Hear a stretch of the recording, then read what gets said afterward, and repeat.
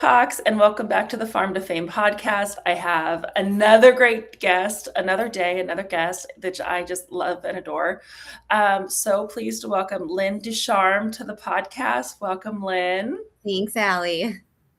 Lynn is a friend that I can tell you I met in the most organic of ways. We literally were in a meeting and quickly realized that, let's just be honest, we think we are the two smartest people in the room, and connected immediately and had so much chemistry and so much just like-minded things. I was actually, without knowing, validating recommendations she had made in a meeting like 2 hours earlier. And the client was wondering if we had already knew each other and if were talking in the parking lot. So that is how we met, which is just full circle, and I love it. Lynn has an incredible point of view on agriculture and food, and I'm so excited to talk more about it. Lynn came through the HR route, so people route, which is super interesting. She's done quite a bit of work in HR, in recruiting. She is an advisory board member at the Females in Food community, a community that I absolutely adore being part of, and I'm so pleased to be a member. She's also really scratching some entrepreneurial itches right now and doing a lot of really cool things with a lot of folks. So Lynn, welcome. I cannot wait to talk about how people and HR impact our industry so intentionally. So welcome. Thank you, Allie. I'm so excited to have the discussion because I think HR and marketing are kind of the two underdogs in business that people tend to underestimate, but have such an impact on enterprise value and business outcomes. So no, I'm excited for the discussion. Okay, let's just start there. Why do you think there is somewhat of an underdog mentality when it comes to business and agriculture? So you mean underdog mentality in marketing and people? It's mostly an internal. I think we're really talking about an internal thing right now. Yes. Why internally do you think that? Because I feel like I fight that fight all the time. So I want to know your point of view. I think it goes back to kind of this old school mindset that HR is warm, fuzzy, and marketing is pretty pictures, right? Where you and I know they have a much bigger and longer impact on the business. Mm-hmm. We're talking strategy, they're talking execution, right? Okay. People guide and dictate strategy, so does marketing. Sales is your execution on that marketing and revenue, right? But marketing is really the groundwork, and it's a longer term play. So are people. People are more nuanced, and that takes longer for you to see an ROI. But I will tell you, I've never seen a business be successful with marginal talent, right? They might be making money, but they're not going to be a huge success without the right people in the right roles. And marketing is the same way. And so I think it goes back to HR and people feels warm and fuzzy, and marketing feels like it's just pretty pictures, when really there's so much more to both of those. Mm-hmm. Feel free to disagree with me on that, though. No, I'm not going to disagree with you, because I honestly, a lot of times our clients, they see our numbers and I'm like, how much we cost? I'm like, how much are you paying for like a McKinsey or a consulting? Yes. Because that's the kind of value we're looking to bring. It's business transformation. Yep. This is not just fully innate. Do we do a lot of sales enablement? Absolutely. We need your sales team to have the right tools. Yep. But what are they selling? How are they selling? How is it priced? Yes. Where's the opportunity? Where's the white space? What are your competitors doing? What does a consumer actually want? What does a retail partner actually need? There's so many things that come to that, of course, and it's getting more and more nuanced every single day as digital. Okay, but why I would love, because I have seen you work your magic, and I would love to know kind of how you decided that the ag and food space was where you wanted to focus, and then how you really kind of leaned into that and where it's going in the future. Yeah. So I came from a generalist executive search background. And so I actually had a preconceived notion that generalists were superior because you could take bits and pieces of best in class from different industries. And then I joined the food industry exclusively about 8 years ago, and it operates like no other sector. And I'm sure that you appreciate this. It is as fast paced as fashion, but it is as regulated as pharma. But pharma has 10 years to develop and commercialize products, right? We're talking about really fast trends that come and go in the food industry, and you need to figure out how do we accommodate for those trends really quickly. So you need people who are really decisive, excellent ethics and data assessment, but also so because marketing and talent are similar in that way too, that the consumer and the generations want what they want when they want it. And if you're too slow to react to that, you're going to lose talent quickly and you're going to lose consumers. And so I found that the food and beverage industry was so nuanced and so unique that you could take people out of food and place them in other industries and they'd be successful, but you couldn't necessarily do the reverse. So I see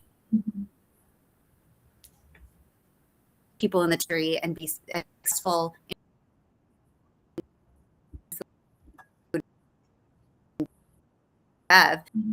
if you don't have that background. The vegetable in like you can just buy a bunch of steel when it's cheap, right? So I'd say you have to have talent that's both hyper flexible, data oriented, but also intuitive.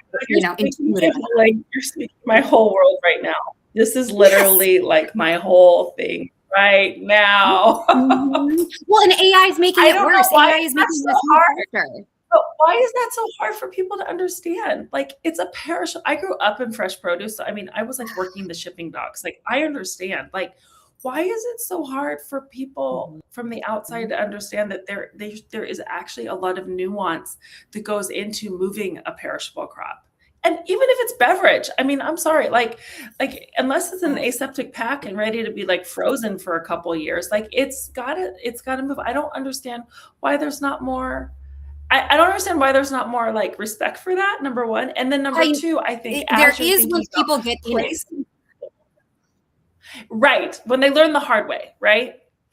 But I think that that's also where like as a recruiter, you've really got to like, that's why like these hires, every single one of my clients are like, great, now I've spent a ton of money with Noble West or with you, and we have a great brand. We are exactly who we want to be on the inside and out. Well, now who's going to go like take us to the next level and utilize all these materials? And that's where oftentimes it comes back to talent and the network and understanding the whole, all of the stakeholders, which are very diverse. Oh, and what's so interesting, you mentioned like Frozen. Frozen has fewer concerns maybe on the finished product side of perishability, but they have more nuances when it comes to selling into the retailer, right? Because you have a category that's really crowded and challenging for the buyers. And so from a retail perspective, so like you said, there's so much diversity of stakeholders. There's a really fickle supply chain component. Retailers have razor thin margins. Distributors have razor thin margins. Manufacturers, have so many different cost implications that are variable. So they have to work in a ton of margin to make sure that they're not losing money by making product, right? And so I think that level of complexity is unlike any other industry. We at the firm I was with previously, we were standing up a pharmacy vertical, and I was thinking, this will be very adjacent, super regular. The lead times they have are so different, and the raw material ingredients might expire, but after like 10 years, right? And your competition in the market, if you're a pharmacy, is very different than in food. The barrier to entry is much lower in food. You get taken on by all kinds of brands entering the market every day. And so differentiation is challenging. So talent, in my opinion, in the food and beverage industry is so specialized and nuanced because of how specialized and nuanced the industry is. It really requires that you have an understanding and a deep appreciation for how nuanced it is. And oftentimes I'll see outsiders or, we're seeing a lot of money move from tech into food and bev because it's a more concrete, historical vertical for them to invest in as AI is disrupting technology and SaaS so much right now. And they don't appreciate the nuances of food. And so we're seeing quite a few investments not be successful because it's not like any other. They're bringing in automotive CEOs to run these businesses that are implementing Kaizen and Lean Six Sigma. And it's like, this is a co-manufacturer that needs a lot more flexibility. But yeah, that's right. They're talking about a protein that you can't automate the carving and production process, right? And so good luck. So no, huge fan of talent from industry simply because it's really easy to underestimate the nuances, and there's nuances across every part of the supply chain, from ag to distribution to manufacturing to end of line distribution to retails. It's all nuanced. Yeah. Okay, so you're talking about like I think like I would love for you you're talking a lot about like the talent, and I think that what I have where I've seen is obviously when you have fresh produce or you have, you know, like I've had a lot of conversations about whey protein lately and just like the lack of whey protein because protein is now, you know, in everything and you know things like that. I feel like what I'm hearing Mhm. you say is like knowing how to quick pivot and call friends for help is what I'm sort of hearing. And I would love to know like what kind of talent and what skills when you're looking at it, talent from within is needed in order to make the Mhm. businesses thrive. And like what are those skills and what Well, do they need to be yep. successful? Because otherwise my marketing strategies aren't Well, going to it's work, interesting. Lynn. Well, you hit on it perfectly, calling your friends. So, in the age of AI, everybody has access to information. And it's how are you applying that information? How much credibility are you giving that information? What I'm really looking for, it's funny because you and I were just talking about this, is people who have maintained those relationships with subject matter experts. So when they're needing, you know, like there are investment decisions that I need to make on a pretty quick timeline. I need to make sure that I've nurtured enough relationships in industry that I can call and validate information that I'm getting so that I can make sure it's based in subject matter expertise. It's not just based on what's available on the internet, but it's actually based in pragmaticism. And so I'd say the biggest thing I look for in talent right now isn't necessarily going to be intellect, it's going to be social and emotional connectivity, because Mm, those are the people that have their pulse on what's going on in the marketplace. They're the people that okay. are able to take quicker action because they have relationships that are the foundation for their, you know, success and understanding of what's going on in the industry. So I'd say people who are very well connected and across functions. It's not just a sales rep selling into operators. It's a, you know, a sales leader that also understands procurement and that understands, you know, the marketing team's perspective and is really a cross-functional player. So people who stay in their swim lane are never going to be my favorite. I love people who blur lines and have relationships cross functionally, but I'd say also those people that just have a really strong reputation in relationships across the industry that they can tap into, because it's like you get a bunch of institutional knowledge and not just one human. Mm-hmm. Yeah. Okay.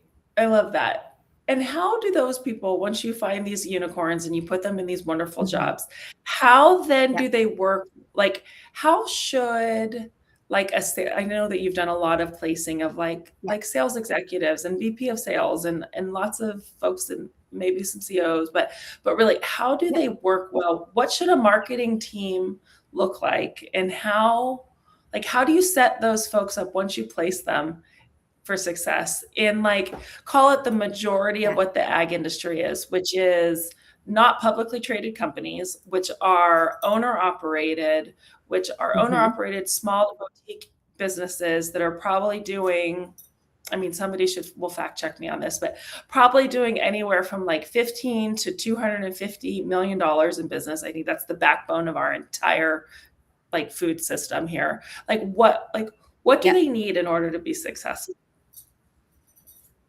This is not a planted question for all of the friends at home, so that Resources. like she can say that Yeah. people should buy more marketing. Like what? But I'm just curious. Like if you Well, do own a company, we but do I have a will. lot of people who are watching this who own like food companies. What do they need to do? Mhm. They need to invest, and unfortunately, like people don't love that answer. But it depends.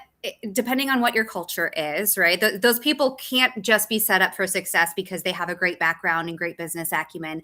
There also has to be a culture of investment into your Mm, business objectives. You know, when you and I mm. first met, we were in a very interesting discussion um, about Where to spend re-commercializing. money and how? Yeah. Yeah, where to spend money and how. And their philosophy was, and they had mentioned this to me, which is why I was having the argument with them on this is actually a marketing play. You actually need to do a rebrand because what you're hoping to achieve, a new hire can't just come in and do for you. You really need to reposition your business from a marketing perspective. So you can't just place a head of sales and then all of your problems are fixed, right? You have to Right. invest in a head of sales and all of the marketing engine behind it that confirms you are who this sales leader says you are. Because if your sales leader comes in and has exceptional relationships in industry, but you're presenting online as somebody different than who they say you are, that's going to be a miscommunication and it's going to feel like it's dishonest. So you're immediately putting your head of sales behind the eight ball by not resourcing the marketing side of the equation appropriately. So I'd say, like you said,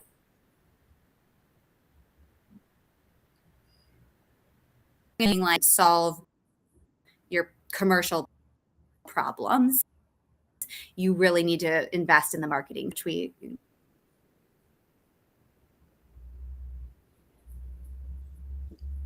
Yeah. Did it lag? A little bit. We're going to see how this goes. We might have to do this all over again. I love it. But it's really great. But what you're saying is so critical. And so I just do want to, if I can recap just here for a second, I think what you're saying is so essential is that like you are making the big hire. You've decided, you've made the big decision of bringing a big gun, probably flying them in, moving a family. And like, how do you set that person up for success? You cannot expect that one person is going to be able to do anything. And quite frankly, especially if you're hiring a VP of sales, I see this all of the time. That does not mean that they are a brand marketer. That does not mean that they even know how to do a brand refresh.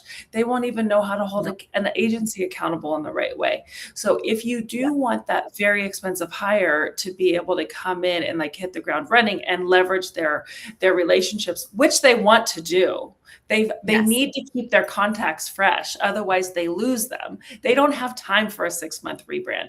They want to start selling now as who you're going to be. So that way they are actually getting the price point and the deals they need now in order to sustain long-term growth and not just do like little one-hit favors because my buddy went to a new job. They need to be able to actually show that they're doing that. And so if it's not a clean, tidy brand house with actual materials that are better than what your teenage daughter did on AI at night, which is still really good, like it does definitely need to be kind of thought through. So Lynn, you're so smart. Thank you for being here. And I just love all of our conversations. Thank you for moving so many initiatives forward and really just putting people at the center of like all of like the big goals that you're hoping to accomplish for your clients, which you have an incredible client roster of really dynamic companies all the way from macarons to, which I learned, like we do not call it a macaroon, it is a macaron, all the way through to like big business. So thank you again. And I just always love the conversation. So take care. Yeah, good to see you, friend. Thank you.